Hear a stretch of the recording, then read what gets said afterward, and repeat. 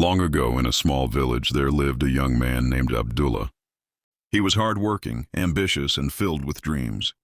His greatest wish was to travel to the city, build a business, and bring honor and comfort to his family. Every night he would make dua, and every day he worked tirelessly, hoping that one day his plans would come true. Finally, the day came.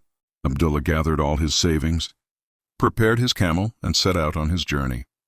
His heart was filled with excitement. But on the way, his camel suddenly fell sick. Abdullah tried everything to help the animal, spending the whole night caring for it. But by morning, the camel had died. Abdullah was devastated. He cried out in pain, asking, "Ya Allah, I only wanted good.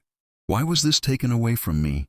His dreams seemed shattered, and his heart was heavy with sorrow. He returned to his village broken and humiliated. The villagers mocked him, saying, "Look at Abdullah. He dreamed of the city, but now he digs the soil in the fields." Abdullah said nothing, but deep inside his heart burned with disappointment.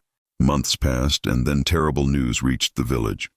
The caravan Abdullah was supposed to join on that same road had been attacked by bandits. Traders were robbed, some were even killed. When Abdullah heard this, tears filled his eyes again. But this time they were tears of gratitude. He raised his hands and whispered, "Ya Allah, what I thought was a disaster was actually your protection. The death of my camel saved my life." At that moment, Abdullah understood the wisdom of Allah's decree. What we call loss may actually be protection. What we see as delay may be Allah preparing us for something better. What we think is failure may be the doorway to blessings we could not imagine. Abdullah went back to his fields with a heart full of contentment. Slowly, his farm began to flourish. He grew enough crops not only to provide for his parents and family, but also to feed the poor in his village. People who once mocked him now came to him for help. Abdullah never forgot that day when Allah showed him that destiny is in his hands alone, and he would often make this dua, "O Allah, keep me always pleased with whatever you decree for me."